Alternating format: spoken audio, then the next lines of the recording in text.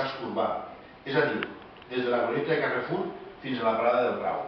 És estranyíssim, és xocant que es consideri casc urbà el casc urbà de la ciutat de Gandia i no es considera casc urbà el casc urbà del Grau, que al cap i al fi és una zona d'aglomeració de població exactament igual. Per tant, convindrà que els ciutadans que viuen en aquestes zones al voltant de l'espai on s'instal·larà la catenària a l'entrada del Grau ho sàpien perquè si volen presentar algun tipus d'al·legació per l'impacte visual que aquesta infraestructura puga ocasionar. I per últim, nosaltres hem detectat també la desaparició de la via de servei a l'entrada del Grau i desaparició del carrer Doctor Melis perquè es desvia cap al sud la carretera es desdobla, són 2 i 2 carrils i clar, com que l'espai és el que és, s'ocupa el carrer Doctor Melis, en una via de dos carrils. Això els ciutadans que viuen ahí tenen dret a saber-ho també per presentar aquelles al·legacions que consideren convenients.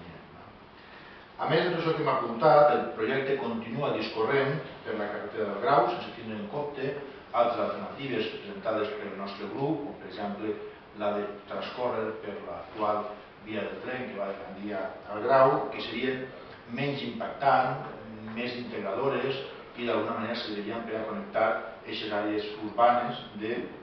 Sant Nicolau, Grau 1, Grau 2, Marc 2, amb el centre de la ciutat i amb el reste del Grau. Per totes aquestes raons, el Bloc Verds, el nostre grup, tornarà